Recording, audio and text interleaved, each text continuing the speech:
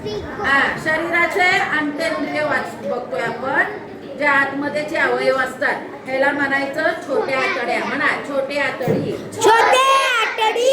ही छोटी जरी असली तरी ही मोठी आहे, कारण ही जवळजवळ 9 मीटरची आहे. आणि ही जी आतडी आहे ह्याच्यामधनं जे काही अन्न बारीक बारीक तुकडे होऊन तुम्ही जे काही जेवता करता त्याच्यामध्ये हे जातं आणि मग ह्या जठरामधून, इथं हे जठर आहे, तुम्ही म्हणता याला पोट. बघा हे कुठं आहे? बरोबर इथं या साईडला आहे माझ्या. इथं या पोटामध्ये आपण जेवलेलं सगळं राघव जातं आणि मग मग ते जातं आणि मग त्याच्यामधनं मग छोट्या आतड्यांमध्ये जातं. छोट्या आतड्यांमध्ये त्याची तुकडे होतात त्या अन्नाचं, खाल्लेलं सगळ्या पदार्थांचं. मग त्याचं ज्यूस तयार होतो आणि मग जो जेवणामध्ये उरलेला जो चोथा असतो तो चोथा या मोठ्या आतड्यांमध्ये जातो. आणि ह्या मोठ्या आतड्यातून आपल्याला जे आपण म्हणतो वेस्ट म्हणतो, कचरा जो म्हणतो, जे आपण त्याला आपण सुशी म्हणतो, ते शीचा प्रकार जो आहे तो ह्याच्यामध्ये तयार होत असतो. याला म्हणायचं मोठी आतडी. काय म्हणायचं याला? मोठी आतडी. चला आता आपण याला इथं लावूया. हे बघा इथं म्हणू नका रे तसं. बघा ह्याला म्हणतात किडनी. काय म्हणायचं याला? किडनी. किडनी. काय म्हणायचं याला? किडनी. ही किडनी काय काम करते तर ह्या किडनीमुळे आपल्याला शू होते. या किडनीमध्ये जे काय वेस्ट आहे, जे काय ह्या आतड्या वेस्ट करून टाकतात त्याच्यामधला जो रस उरतो तो रस ह्याच्यामध्ये हा किडनी काय करतो? प्युरिफिकेशनचं काम करतो, स्वच्छता करतो. आणि मग उरलेलं जे काही घाण पाणी आहे ते आपल्याला शू वाटे निघून जातं. तर हे कुठं असतं आपलं? इथं मागच्या साईडला असतं, इथं मागे. चला आता मी याला इथं लावते.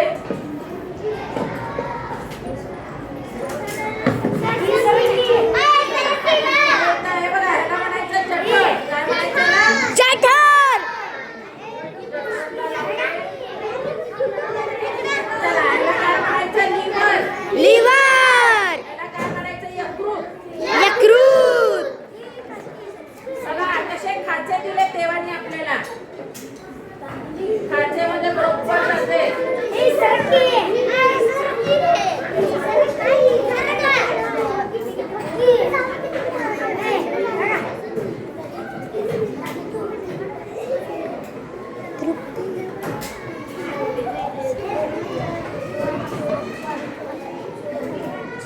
हे पहा अशा पद्धतीने आपलं हे हृदय बसलेलं आहे.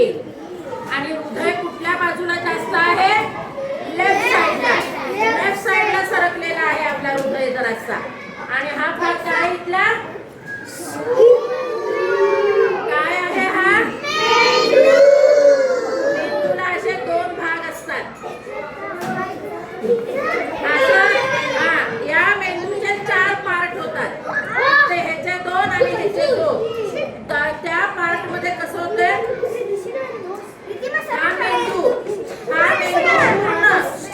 हा मेंदू पूर्ण पाण्याने बनलेला आहे.